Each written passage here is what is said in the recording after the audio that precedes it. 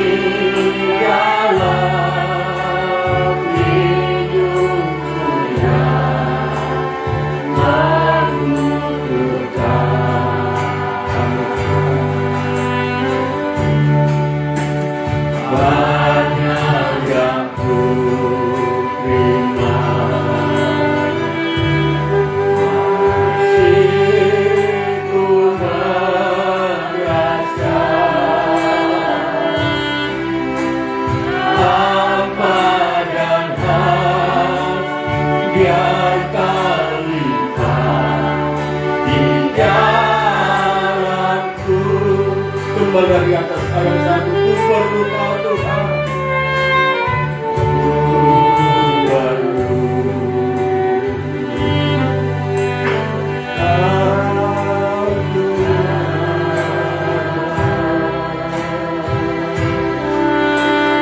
Dari risma yang telah ku dapatkan,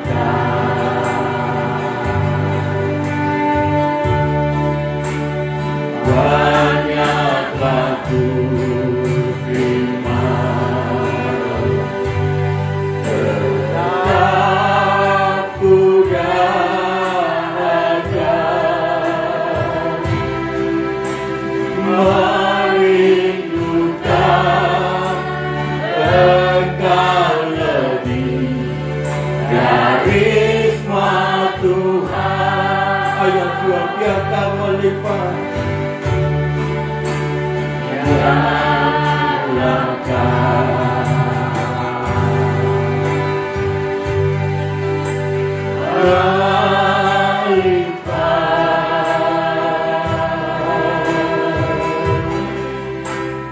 di dalam hidupku yang Kau butuhkan,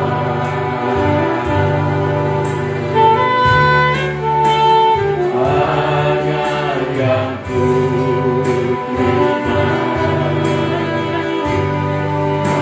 mestiku merasa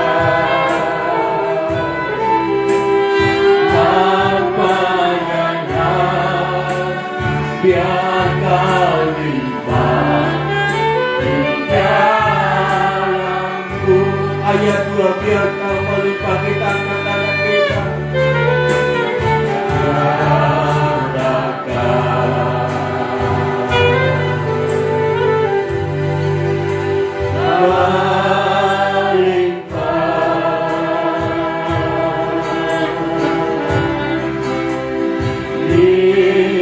Dalam hidupku yang membutuhkan,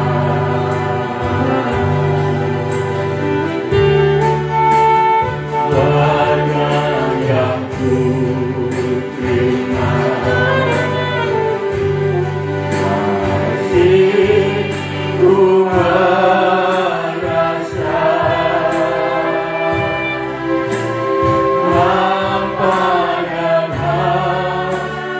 biarkan limpah di dalamku, banyak yang ku terima, banyak yang ku terima, masih ku merasa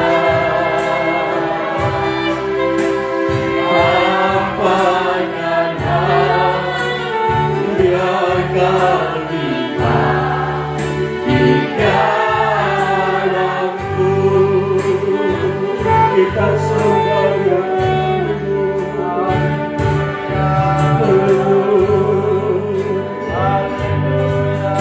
haleluya.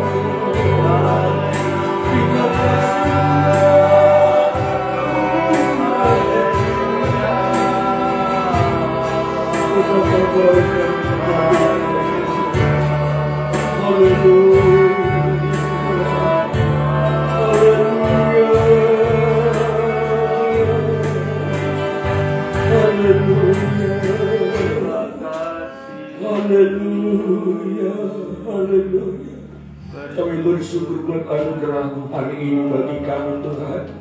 Kami bersyukur dan kemurahan-Mu bagi kami. Engkau selalu tunjukkan kasih setia-Mu. Di mana pada kesempatan hari ini kembali kami boleh datang masuk hadirat-Mu. Sebab Engkau yang kami butuhkan, Engkau yang kami rindukan Tuhan dalam hidup ini. Kami bersyukur Tuhan malam hari ini kami ada di hadirat-Mu. Layakkan kami semuanya, tahirkan kami Tuhan untuk menikmati kebaikan-Mu, pertolongan-Mu Tuhan. Layakkan kami untuk memandang indah rencana Tuhan, indah rancangan-Mu bagi kami Tuhan. Terlebih bagi kami gereja-Mu di akhir zaman ini, Engkau mempersiapkan hidup kami Tuhan untuk dapat menyongsong Engkau pada saat kedatangan-Mu kali kedua. Dan juga pada ibadah kami pada malam hari ini Kau datang bagi kami, Engkau ada di tengah-tengah kami Tuhan. Kau memberkati kami, bahkan Engkau membaharui setiap kehidupan kami hari ini. Kami boleh merasakan kasih sayang Tuhan yang besar, perhatian-Mu Tuhan. Pimpin kami untuk boleh menyenangkan hati-Mu lewat ibadah kami hari ini. Terlebih kami hamba-hamba-Mu yang Tuhan percayakan melayani. Mari Kau pakai kami Tuhan, urapi kami Tuhan. Mulai dari pemimpin puji-pujian, para pemain musik, operator LC, proyektor. Biarlah Tuhan dalam urapan-Mu kami semuanya melayani dengan sungguh-sungguh dengan segenap hati kami. Dan hamba-Mu yang Tuhan percayakan menyampaikan isi hati-Mu, menyampaikan firman Tuhan di tengah-tengah kami. Kau juga pakai urapi hamba-Mu, perlengkapi dengan limbah firman Tuhan yang singkapkan rahasianya. Engkau Tuhan berkuasa atas hidup hamba-Mu, dan Engkau berdaulat di tengah-tengah kami, menyatakan kehendak-Mu bagi kami pada malam hari ini. Terima kasih Bapa. Saudara-saudara kami, jika ada Tuhan dalam perjalanan menuju tempat ini, mari Kau tolong untuk bersegera tiba di tempat ini bersama-sama kami beribadah kepada Tuhan. Juga saudara-saudara kami berhalangan datang, Engkau juga menolong mereka dalam segala pergumulan, dalam segala tantangan mereka hadapi. Lingkungan kami ini Kau berkati, ada sukacita, ada damai sejahtera. Terpujilah Kau Tuhan kami yang hidup, yang memberkati kami. Jikalau ada kegelapan roh jahat bekerja di bisnis setan dengan segala bentuk manifestasinya yang mengganggu kami saat beribadah, bersatu hati kami menolaknya, mengusirnya dalam nama Tuhan Yesus. Kami perintahkan keluar, enyahlah oleh kuasa darah Yesus. Terima kasih Tuhan, segala pujian dan hormat kami persembahkan bagi-Mu. Dalam nama Tuhan Yesus kami bersyukur dan peralasan ibadah kami hari ini. Haleluya, bersama kita katakan amin. Puji Tuhan, kita persilakan duduk. Haleluya. Sungguh kita bersyukur dan berbahagia kalau pada kesempatan malam hari ini kita masih boleh datang di hadirat Tuhan. Semuanya itu adalah anugerah Tuhan, dan karena kuat daya kita, sungguh Dia mengasihi kita. Dia ingin kita juga masuk dalam kemuliaan-Nya, kita berkemenangan. Kami sampaikan salam dan sejahtera dalam nama Tuhan Yesus bagi kita semuanya. Salam. Haleluya. Kita angkat pujian kita. Oh, betapa besar anugerah-Nya.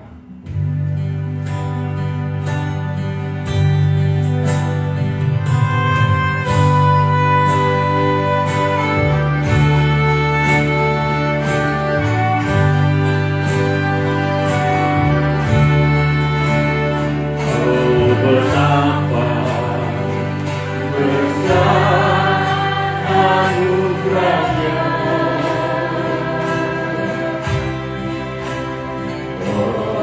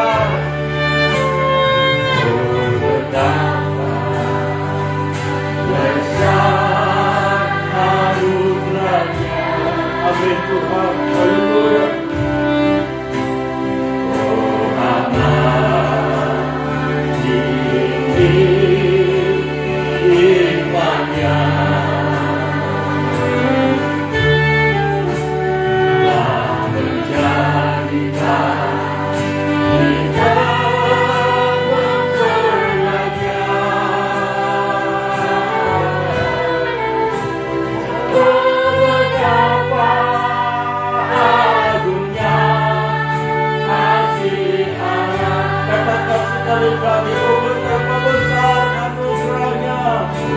Betapa besar anugerahnya. Oh amat tinggi hikmatnya. Haleluya. Telah menjadikan kita mencerahnya. Oh betapa agungnya kasih Allah. Haleluya. Puji Tuhan. Sungguh kita berbahagia karena kita boleh melihat betapa indah rencana Tuhan. Kita manusia yang fana, kita manusia yang hina, tapi direncanakan Tuhan kita untuk mendapat bagian dalam kekudusannya, mendapat bagian dalam kodrat ilahi. Kita menjadi mempelai perempuan Tuhan. Puji Tuhan, masih kita angkat pujian kita bersukacita. Sungai sukacita, sungai kita bagi berdiri. Haleluya.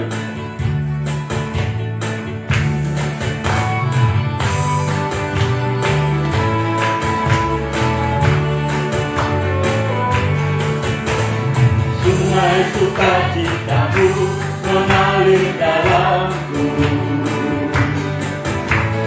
anggur sukacitamu melimpah dalamku. Ku menari dan bersuka, puji-puji setiap waktu, sebab sungai sukacitamu ada dalamku. Sungai sukacitamu, sungai sukacitamu mengalir dalamku. Amin. Anggur sukacitamu melimpah dalamku. Ku menari dan bersuka, tidur di setiap waktu, sebab sungai sukacitamu ada dalamku. Mengalir bersamamu, mengalir bersamamu, bersuka di dalamku. Haleluya.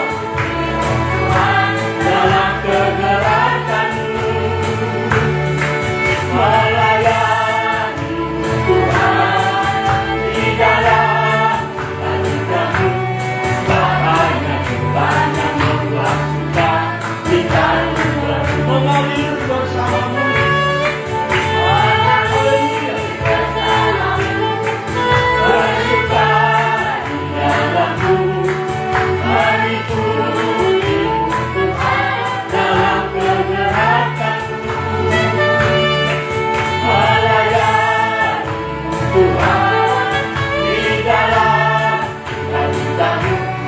Banyak membuat suka kita tumbal dari atas anggur sukacita. Sungai sukacitamu mengalir dalamku. Amin. Anggur sukacitamu melimpah dalamku. Ku menari dan bersuka, puji-puji setiap waktu, sebab sungai sukacitamu ada dalamku. Mengalir bersamamu, mengalir bersamamu, bersuka di dalammu, mengikuti Tuhan dalam kegerakanmu. Amin. Melayani Tuhan di dalam hatimu, banyak membuat suka kita penuh. Haleluya. Puji Tuhan, kita persilakan duduk. Haleluya. Kita senantiasa dipimpin oleh Tuhan untuk kita tetap berjalan di jalan-jalannya Tuhan, mengikuti pergerakan Tuhan. Haleluya. Dan Tuhan menyertai kita dengan perbuatan-perbuatan ajaib. Kita angkat pujian kita, aku percaya pada mujizat.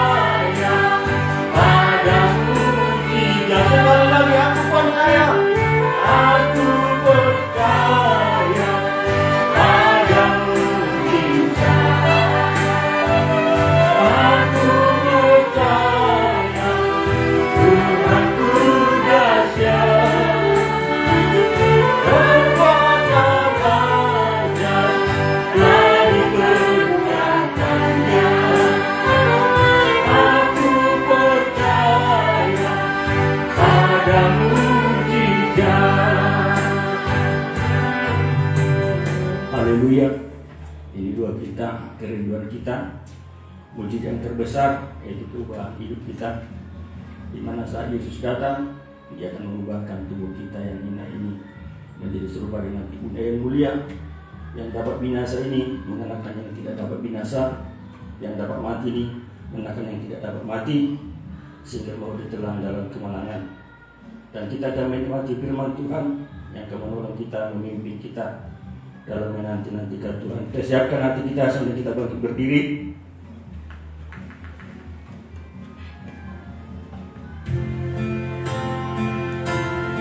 Yang menantikan Tuhan membaharui hidupnya.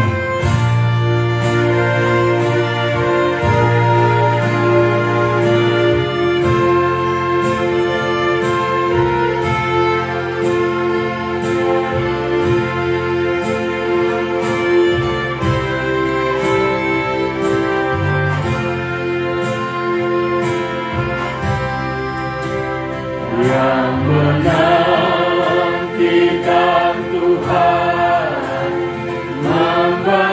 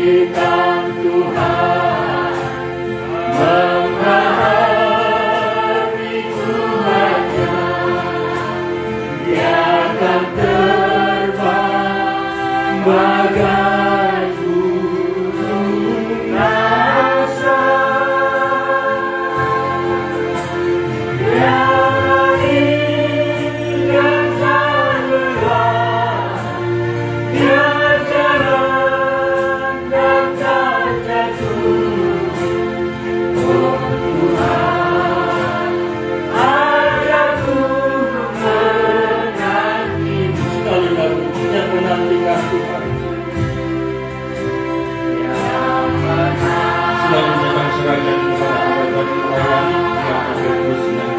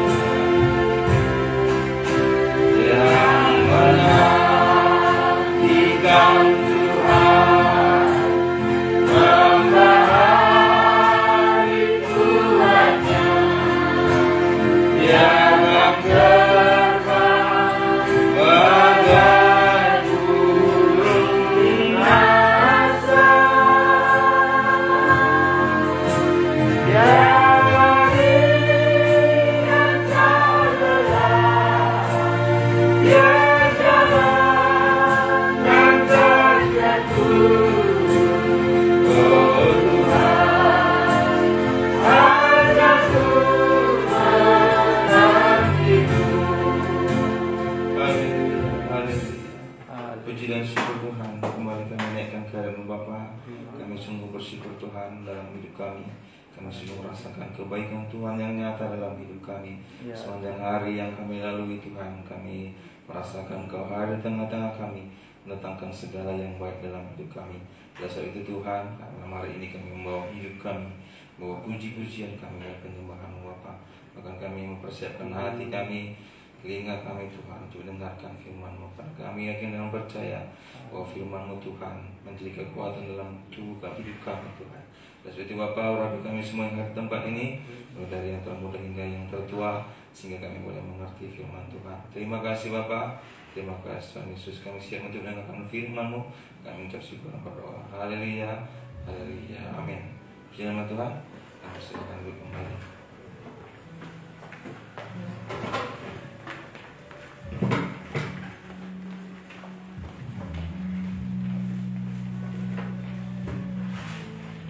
Puji nama Tuhan. Kami menyapa saudara semua yang boleh hadir pada malam hari ini. Salam sejahtera nama Tuhan Yesus Kristus. Shalom. Shalom. Kita bersyukur pada kemurahan Tuhan yang sungguhnya dalam hidup kita. Banyak hal yang terjadi dalam hidup Tuhan, tapi kasih Tuhan sungguh nyata dalam hidup kita.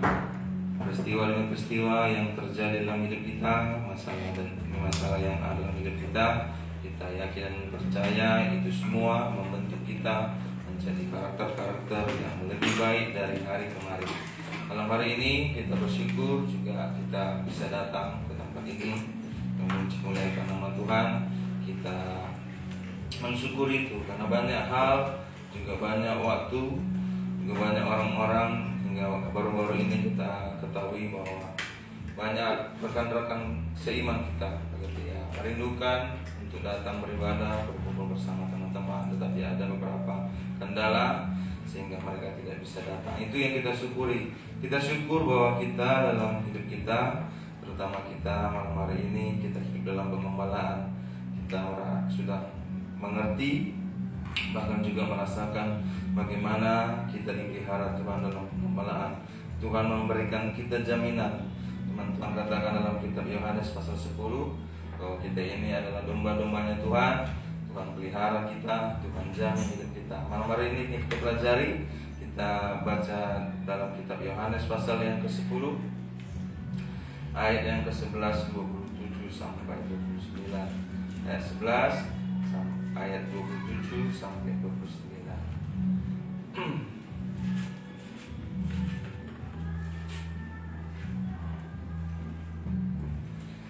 Yohanes 10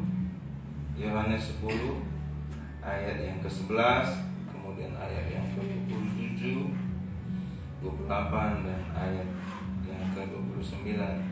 Mari kalau sudah menemukannya kita baca Yohanes 10, 11, 27 sampai ayat 29. 1, 2, 3 ya. Akulah gembala yang baik. Gembala yang baik memberikan nyawanya bagi domba-dombanya. 2, 27. Domba-dombaku mendengarkan suaraku, dan aku mengenal mereka, dan mereka mengikut aku. Dan aku memberikan hidup yang kekal kepada mereka, dan mereka pasti tidak akan binasa sampai selama-lamanya, dan seorang pun tidak akan merebut mereka dari tanganku. Bapakku yang memberikan kepada mereka kepadaku lebih besar daripada siapapun, dan seorang pun tidak dapat merebut mereka dari tangan Bapa. Tuhan, ini yang kita renungkan malam hari ini. Firman Tuhan katakan bahwa Tuhan itu gembala yang baik. Tuhan menjamin hidup kita. Ia katakan bahwa Tuhan memberikan kepada kita hidup yang kekal, bahkan tidak seorang pun yang dapat merebut kita dari tangan Tuhan. Itu manfaat dari kita digembalakan. Ya, Raja Daud juga menuliskan bagaimana rasanya, bagaimana pengalaman dia hidup dalam penggembalaan.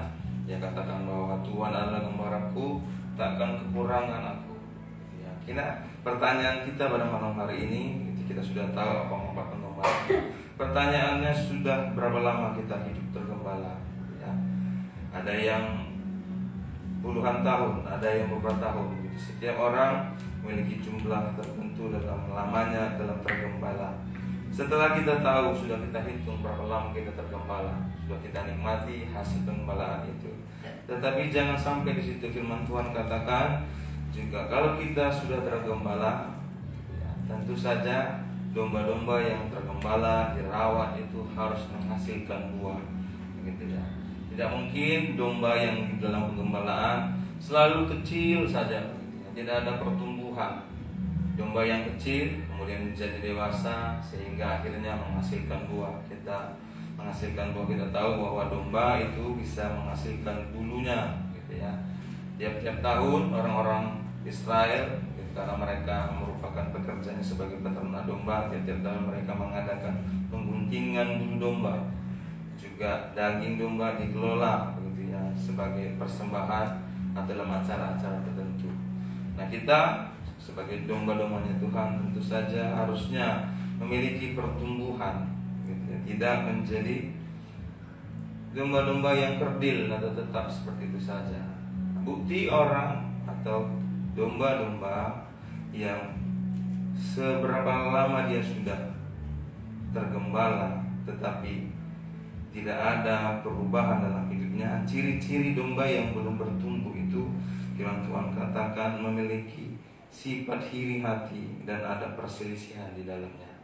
Nah, jemaat Korintus, gitu ya, diperingatkan keras oleh Rasul Paulus karena mereka, gitu ya, hidup penuh perselisihan, sehingga Rasul Paulus katakan bahwa susu yang diberikan makanan kepada mereka. Artinya bahwa domba-domba atau jemaat di sana masih domba yang kecil, gitu ya, belum bisa makan makanan yang keras, sehingga tidak bisa menghasilkan buah. Nah, kita ayo dalam hidup kita koreksi seberapa banyak, seberapa lama kita sudah tergembala. Apakah kita sudah bertumbuh atau kita ini domba yang kerdil, gitu ya, kecil terus, enggak besar-besar, gitu ya. Atau firman Tuhan katakan lagi dalam analoginya Yohanes pasal 15, seperti kita ini ranting, gitu ya. Rantingnya enggak menghasilkan buah. Firman Tuhan katakan pada akhirnya nantinya akan ditebang juga. Coba kita baca dan analogi yang kedua, firman Tuhan katakan bahwa Tuhan gembala, kita juga adalah domba. Tetapi ada satu lagi tentang penggembalaan, bahwa Tuhan adalah pokok dan kita rantingnya. Tuhan jamin kita, gitu ya. Tetapi kalau tidak berbuah, Tuhan katakan Tuhan potong. Kita baca Yohanes pasal 15. Yohanes pasal 15. Yohanes pasal 15 ayat yang pertama sampai dengan ayat yang ke-8. Yohanes 15 ayat 1 sampai ayat yang ke-8. Mari kita baca kalau sudah menemukan. Yohanes 15 ayat 1 sampai 8. 1, 2, 3 ya. Akulah pokok anggur yang benar dan Bapakulah pengusahanya. Setiap ranting padaku yang tidak berbuah dipotongnya, dan setiap ranting yang berbuah dibersihkannya supaya ia lebih banyak berbuah. Kamu memang sudah bersih karena firman yang telah kukatakan kepadamu. Tinggallah dalam aku dan aku dalam kamu, sama seperti ranting tidak dapat berbuah dari diri sendiri kalau ia tidak tinggal pada pokok anggur. Demikian juga kamu tidak berbuah jikalau kamu tidak tinggal di dalam aku. Akulah pokok anggur dan kamulah ranting-rantingnya. Barang siapa tinggal di dalam aku dan aku dalam dia berbuah banyak.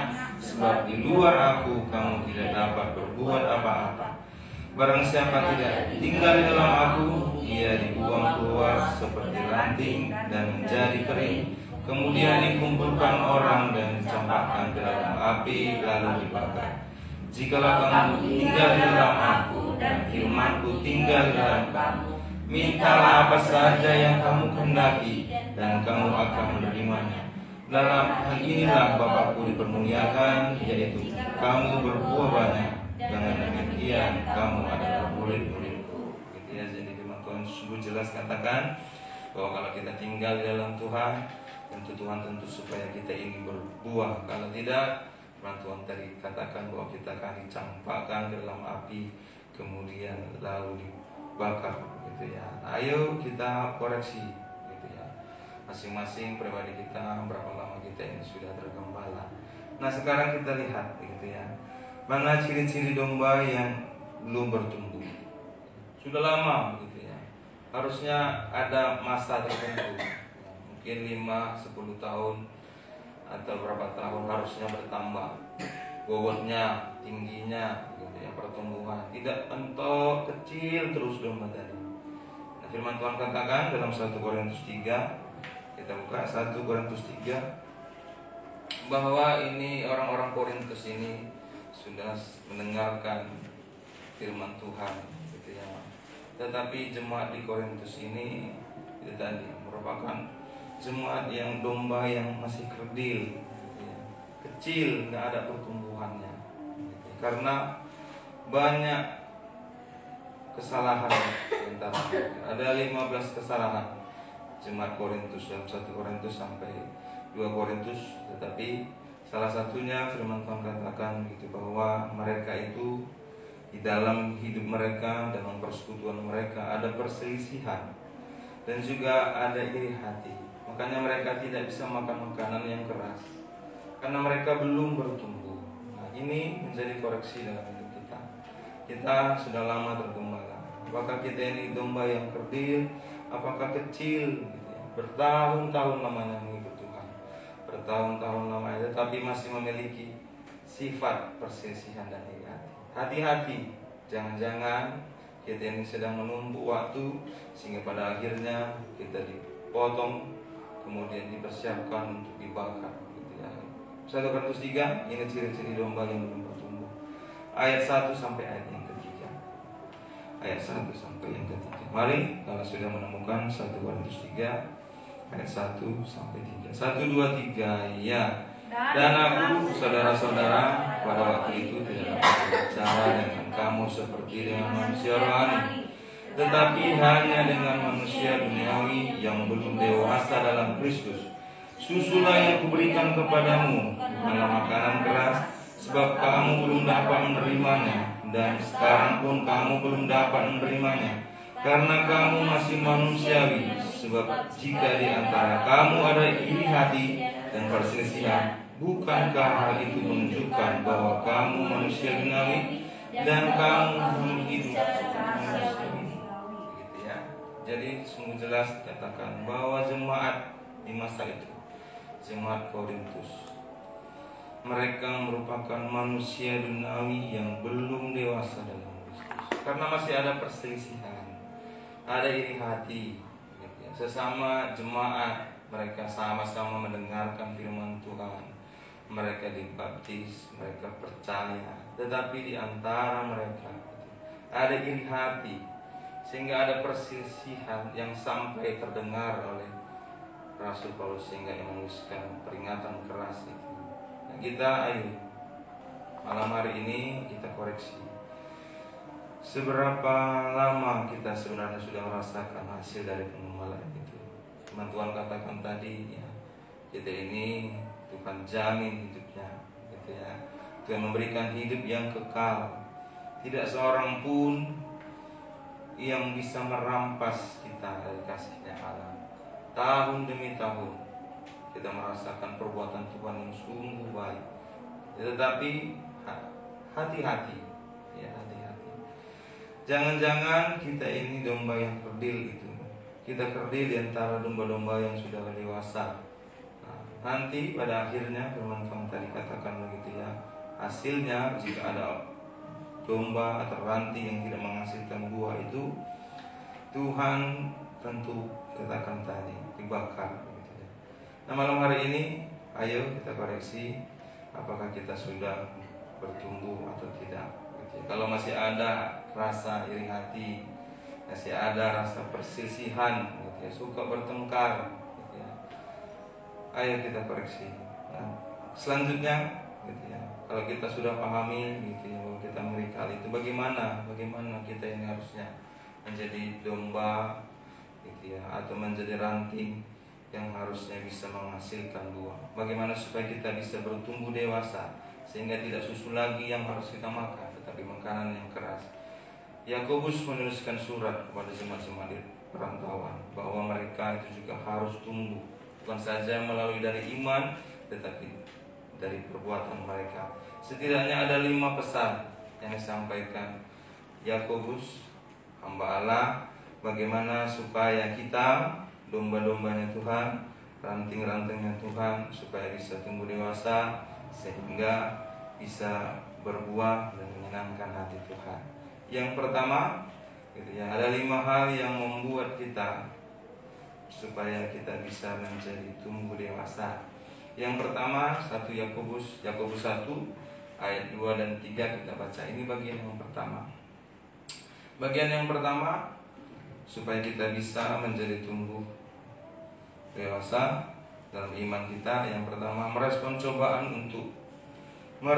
cobaan yang ada dalam hidup kita, gitu ya.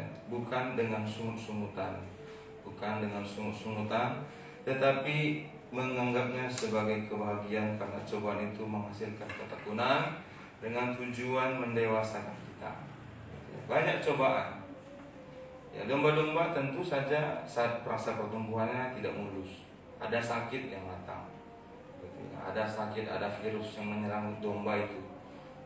Sehingga dia harus mengalami sakit. Atau pohon, dia mungkin bisa juga terkena virus, gitu ya. Tambah ada ulat yang merogoti. Apakah dia tidak bertumbuh, gitu ya, atau mengeluh, gitu ya.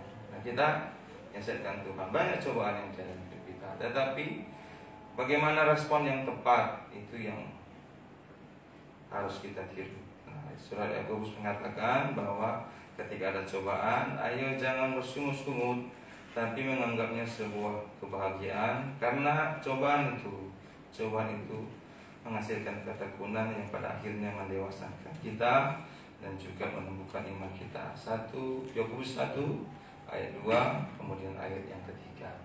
Ya, Yakobus 1 ayat 2 dan ketiga. Ayo kita baca. Kalau sudah menemukannya, kita baca bersama-sama. 1, 2, 3. Ya. Saudara-saudaraku, anggaplah sebagai suatu kebahagiaan apabila kamu jatuh dalam berbagai cobaan, sebab kamu tahu bahwa ujian pada imanmu itu menghasilkan ketekunan. Gitu ya. Jadi kalau ada cobaan dalam hidup kita analogikan, gitu ya, seperti domba-domba peliharaan kita, gitu ya, atau tumbuh-tumbuhan yang sering kita lihat. Tentu saja ada cobaan yang dihadapi. Kadang masa kering, gitu ya. Tetapi mereka tidak pernah lambat, gitu ya, bertumbuh. Selalu ada pertumbuhan. Tuhan tidak tuntut kita supaya cepat bertumbuh, tetapi setidaknya ada proses yang terjadi dalam hidup kita sehingga kita bisa dewasa, gitu ya. Jadi itu yang pertama, ketika menghadapi cobaan tidak bersungut-sungut, gitu ya, tetapi menganggap itu sebuah kebahagiaan supaya kita itu teruji, supaya kita menghasilkan ketekunan. Susah, tetapi ini yang harus kita latih, sehingga tentu saja pada akhirnya iman kita menjadi dewasa. Kemudian bagian yang kedua, bagaimana supaya kita bisa bertumbuh dengan dewasa. Dalam kitab Yakobus lagi mengingatkan kita supaya kita ini berbuat baik terhadap semua orang tanpa melihat latar belakangnya. Nah, ini ciri atau cara domba yang sudah dewasa, berbuat baik terhadap semua orang tanpa melihat latar belakangnya. Ini koreksi juga untuk kita. Nah, sering sekali kita itu ya mau menjadi anak-anak Tuhan yang fanatik gitu ya. Kalau nggak dari golongan kita, kalau nggak dari agama kita kah, kalau nggak dari suku kita kah, begitu ya, mengkotak-kotakkan gitu ya, sehingga berbuat baiknya tidak tulus gitu. Tapi firman Tuhan katakan, ayo domba yang sudah dewasa, ya anak-anak Tuhan yang dewasa, menganggap cobaan itu bukan lagi sumut-sumutan, tetapi sebuah kebahagiaan. Bahkan dalam berbuat baik tidak melihat latar belakang orang. Tuhan mengasihi manusia, semua. Tidak dibedakan hanya orang Kristen saja, orang percaya saja yang mendapat matahari. Semua di dunia ini. Nah, tetapi kita memperoleh anugerah khusus. Kalau anugerah umum semua dapat. Matahari mereka dapat. Mereka dapat hujan, mereka dapat oksigen. Tetapi kita karena kemurahan Tuhan yang nyata oleh pengorbanan Yesus di kayu salib, sehingga kita mendapat anugerah khusus, yaitu penebusan kita dari dosa kita. Ayo bagian yang kedua, cara domba supaya bisa tumbuh dewasa atau ciri-ciri domba yang tumbuh dewasa tadi. Yang bagian yang kedua, berbuat baik terhadap semua orang tanpa melihat latar belakangnya. Kita baca dalam kitab Yakobus 2 ayat 1 sampai ayat yang ke-4. Mari kita baca kembali. Ini cirinya dan juga cara domba yang tumbuh dewasa. 1, 2, 3, ya. Saudara-saudaraku, sebagai orang yang beriman kepada Yesus Kristus, Tuhan kita yang mulia, janganlah iman itu kamu amalkan dengan memandang muka.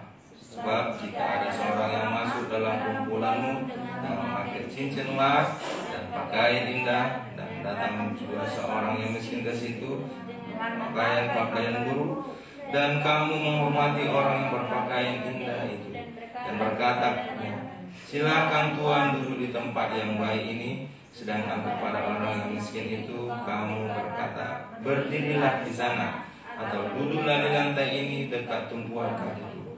Bukankah kamu telah membuat perbedaan di hatimu dan bertindak sebagai hakim dengan pikiran yang jahat?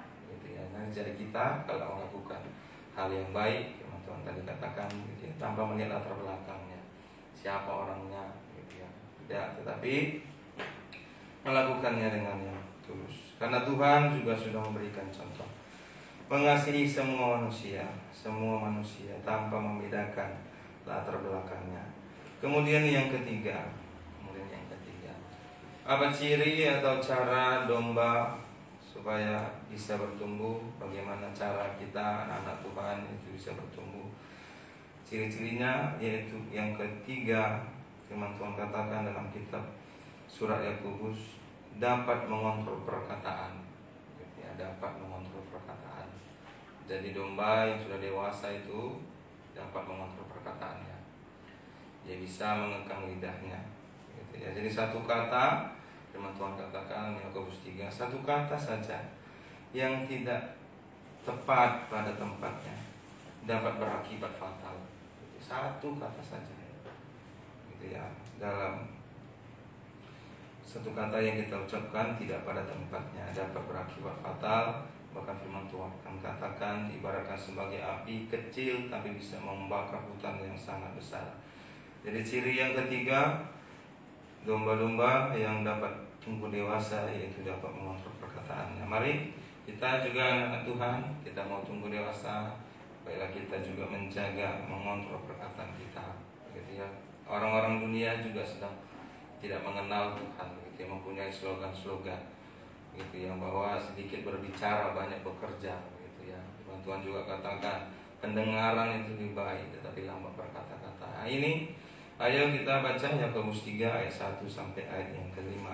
Bagaimana kita harusnya anak-anak Tuhan, anak-anak Tuhan yang sudah tergembala bertahun-tahun lamanya harusnya bisa mengekang lidah. Kalau tidak, nah berarti kita ini domba yang kerdil, yang kecil yang siap pada akhirnya itu dibinasakan. Yakobus 3, 1 sampai ayat yang kelima. 1, 2, 3, ya. Saudara-saudaraku, janganlah banyak orang di antara kamu mau menjadi guru, sebab kita tahu bahwa sebagai guru kita akan dihakimi menurut ukuran yang lebih berat. Sebab kita semua bersalah dalam banyak hal. Barang siapa tidak bersalah dalam perkataannya, ia adalah orang sempurna yang dapat juga mengadakan seluruh tubuhnya.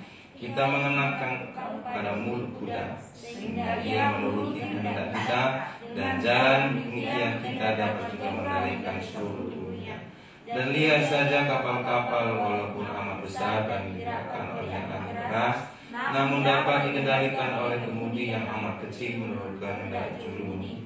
Demikian juga lidah, walaupun suatu anggota kecil dari tubuh, namun dapat mengungkapkan perkara-perkara yang besar.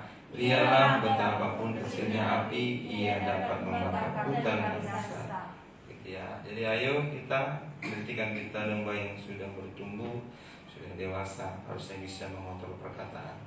Nah, ada juga orang yang dalam hidupnya menganggap dirinya sudah beribadah, sudah dalam pelayanan bertahun-tahun, tetapi ayat mencatat kalau dia tidak bisa mengekang lidahnya, gitu ya, ibadahnya itu sia-sia saja.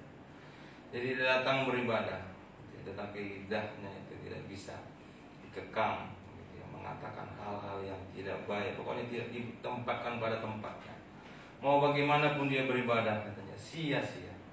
Kita mundur, kita baca Yakobus 1 ayat 26. Ini ayat kita, anak Tuhan. Kita tentu saja sudah tumbuh dewasa. Lambat pun nggak apa-apa. Firman Tuhan katakan juga tidak harus cepat, tetapi memang harus bertumbuh. Waktunya tidak tahu lamakah, tetapi ayo kita koreksi malam hari ini. Seberapa lama kita sudah tergembala? Sudahkah bertumbuh? Apakah belum? Nah, kalau belum, ayo kita belajar bersama-sama. Ketika ada cobaan, kita tidak bersungguh-sungguh lagi, apalagi kita melakukan dosa. Kalau kita berbuat baik, ayo kita melakukannya kepada semua orang. Dan juga kita belajar untuk mengontrol perkataan kita. Ayat 1, pasal 1 ayat 26, ini orang yang menganggap dirinya beribadah tapi tidak mengakui lidahnya. Pasal 1 ayat 26, 1, 2, 3, ya. Jikalau ada seorang yang dirinya beribadah tapi tidak mengakui lidahnya, ia menipuinya sendiri, maka sia-sia. Ya, ikut Tuhan, gitu ya, sungguh-sungguh. Mungkin dia seorang yang pelayan yang luar biasa, gitu ya. Tetapi ini tadi setelah di luar ibadah, bahkan kadang-kadang dalam persekutuan dengan teman-teman, lidah tadi ya, tidak ditempatkan pada tempatnya, menyakiti teman seiman, gitu, atau menyakiti orang lain, sia-sia ibadah. Kan sungguh sangat sayangkan, gitu. Kita datang beribadah penuh dengan pengorbanan, mengorbankan waktu, mengorbankan tenaga, dan banyak hal lagi. Hanya kata-kata yang tidak pada tempatnya membuat ibadah kita sia-sia. Itu sungguh sangat disayangkan.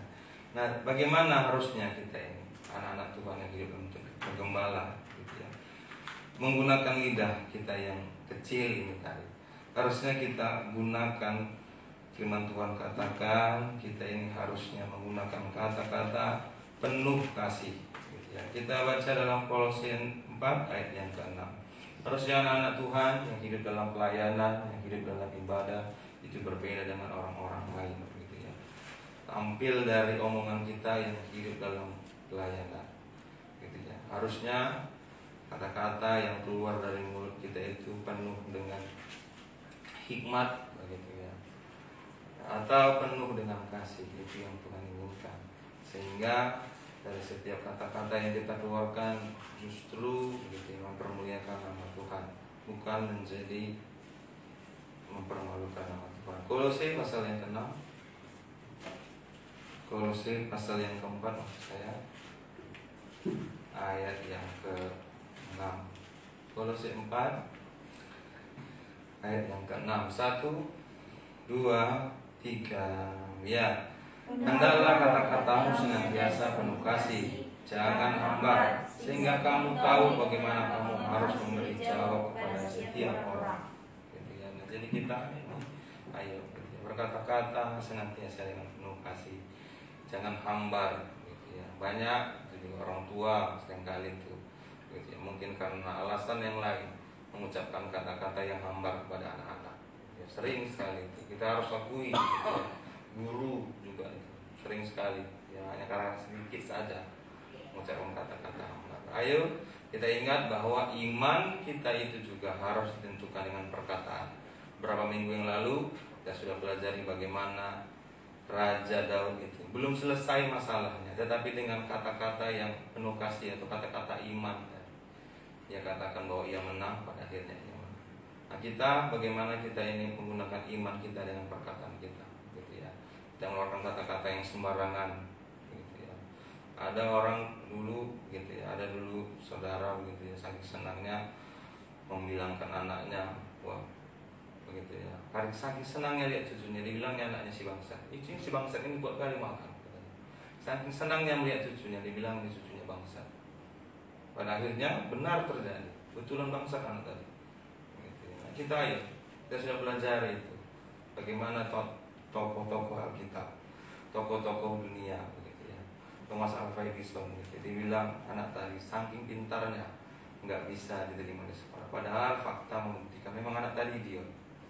Nah, tetapi itu tadi kata-kata penuh kasih, sehingga tidak membuat orang down, tidak membuat orang sakit hati, tetapi menjadi termotivasi, menjadi hal yang lebih baik. Ayo malam hari ini kita sebagai domba-dombanya Tuhan, anak-anaknya Tuhan, yang sudah merasakan kasih Tuhan dalam pengembalaan, mari kita belajar untuk mengatur perkataan kita, menggunakan kata tepat pada tempatnya. Kalau tidak usah kata-kata. Kembali ke dalam kitab Yakobus. Ini Yakobus ini sungguh memperhatikan tentang perkataan kita, ya, begitu ya. 3 kali dia ungkapkan bagaimana harus menjaga lidah. Karena itu tadi iman keluar itu dari perkataan. Kita ingat juga bahwa Tuhan menjadikan segala sesuatu 6 hari lamanya tidak menggunakan tangan. Tuhan hanya berkata-kata melalui firman. Gitu ya. Jadilah terang, maka teranglah itu jadi. Itu hanya kata-kata yang keluar. Makanya Yakobus itu 3 kali dia ungkap itu. Yang pertama tadi dikatakan itu lidah itu kecil tapi bisa membakar hutan. Kemudian kalau ada orang yang sudah anggap dirinya beribadah, melayani Tuhan, melakukan segala sesuatu sama Tuhan, sudah memberikan yang terbaik dengan Tuhan, tetapi kata-katanya, lidahnya tidak bisa dikontrol, menyakiti orang lain, gitu ya. Mengucapkan hal yang tidak baik, tidak digunakan pada tempatnya, sia-sia. Kita kembali ke Yakobus 1, kita mundur ayat yang ke-19. Yakobus 1 ayat yang ke-19. Itu ya. Yakobus 1 ayat 19. Mari kita baca. 1, 2, 3, ya. Hai saudara-saudara yang kukasihi, ingatlah ini. Setiap orang hendaklah cepat untuk mendengar, tetapi lambat untuk berkata-kata dan juga lambat untuk marah. 20. Sebab amarah manusia tidak mengerjakan kebenaran di hadapan Allah. Firman Tuhan katakan, anak Tuhan, gitu ya, ayo yang hidup dalam pengembalaan, cepat untuk dengar, ya, tetapi lambat untuk berkata-kata. Itu poin yang ketiga. Ya, ciri domba yang sudah tumbuh dewasa, gitu ya. Kita anak Tuhan yang bergembala, gitu ya, dalam pengembalaan tempat ini. Harusnya kita itu bisa merespon cobaan dengan tidak lagi dengan sungguh-sungguh, tetapi dengan lapang dada, dengan kebahagiaan, karena di tengah-tengah cobaan itu justru Tuhan berkarya dalam hidup kita. Kemudian kalau kita dalam pengembalaan harusnya sudah bisa belajar berbuat baik tanpa melihat latar belakang orang lain. Kemudian kalau kita sudah tergembala, harusnya kita bisa mengontrol perkataan kita, mengucapkan kata-kata yang penuh kasih, yang menguatkan orang, yang memotivasi orang. Kemudian bagian yang keempat, ciri atau cara bagaimana kita anak-anak Tuhan yang harusnya tumbuh dewasa, yaitu hidup saleh di dalam tekun berdoa supaya terhindar dari pertengkaran. Ya, hidup saleh di dalam tekun berdoa supaya terhindar dari pertengkaran. Nah, ini tadi ciri dari orang yang seperti domba yang kerdil, kecil itu. Nah, hidupnya penuh pertengkaran, bertengkar terus, perselisihan. Mengapa firman Tuhan katakan? Karena tidak ada doa di dalamnya. Gitu ya. Nah, hidup saleh di dalam tekun berdoa supaya terhindar dari pertengkaran. Gitu ya. Apa itu hidup saleh dalam firman Tuhan? Hidup saleh artinya itu pertama tidak menuruti hawa nafsu, hidup di dalam doa, tidak bersahabat dengan dunia tetapi tunduk pada Allah. Kemudian firman Tuhan katakan orang yang hidup saleh itu tidak congkak tetapi rendah hati. Kita baca pasal yang keempat dari kitab Yakobus. Malam hari ini kita bahas surat Yakobus pasal yang keempat, ya, ayat yang pertama sampai ayat yang ke-6. Harusnya kita baca sampai 9. Kalau kita baca saja sampai ayat yang ke-9. Ya, ini hidup saleh, orang yang dalam penggembalaan ditunjukkan dengan hidup saleh, hidupnya saleh. Kita baca bersama pelan-pelan saja supaya kita bisa menikmati dan juga boleh mengerti firman Tuhan. Yakobus 1 ayat pasal 4 ayat 1 sampai 9. 1, 2, 3 ya. Dari manakah datangnya sengketa dan pertengkaran di antara kamu? Ulang-ulang. Yakobus 4 ayat 1 sampai ayat 9. 1, 2, 3 ya. Dari manakah datangnya sengketa dan pertengkaran di antara kamu? Bukankah datang dari nafsumu yang saling berjuang di dalam tubuhmu? Kamu ingini sesuatu tetapi kamu tidak memperolehnya, lalu kamu membunuh. Kamu iri hati tetapi kamu tidak mencapai tujuanmu, lalu kamu bertengkar dan kamu berkelahi. Kamu tidak memperoleh apa-apa karena kamu tidak berdoa. Ataupun kamu berdoa juga tetapi kamu tidak menerima apa-apa karena kamu salah berdoa. Sebab yang kamu minta itu hendak kamu habiskan untuk menghabiskan hawa nafsumu. Hai kamu orang-orang yang tidak setia, tidakkah kamu tahu bahwa persahabatan dengan dunia adalah permusuhan dengan Allah? Jadi barang siapa hendak menjadi sahabat dunia ini, ia menjadikan dirinya musuh Allah. Janganlah kamu menyangka bahwa kitab suci tanpa alasan berkata, roh yang ditempatkan Allah dalam diri kita diinginkannya dengan cemburu. Tapi kasih karunia yang dianugerahkannya kepada kita lebih besar daripada itu, karena ia mengatakan, Allah menentang orang yang congkak, tetapi mengasihani orang yang rendah hati. Karena itu tunduklah pada Allah, lawanlah iblis dan ia lari daripadamu. Berdekatlah kepada Allah dan ia akan mendekat kepadamu. Hayatkanlah tanganmu, hai kamu orang-orang berdosa, dan sucikanlah hatimu, hai kamu yang mendua hati. Sadarilah pemahamanmu, bersukacitalah dan merataplah. Hendaklah tertawamu kamu ganti dengan meratap, dan sukacitamu dengan sukacita. Rendahkanlah dirimu di hadapan Tuhan, dan ia akan meninggikan kamu. Jadi yang keempat, kita hidup saleh dalam tekun berdoa supaya terhindar dari pertengkaran dan hal yang lain.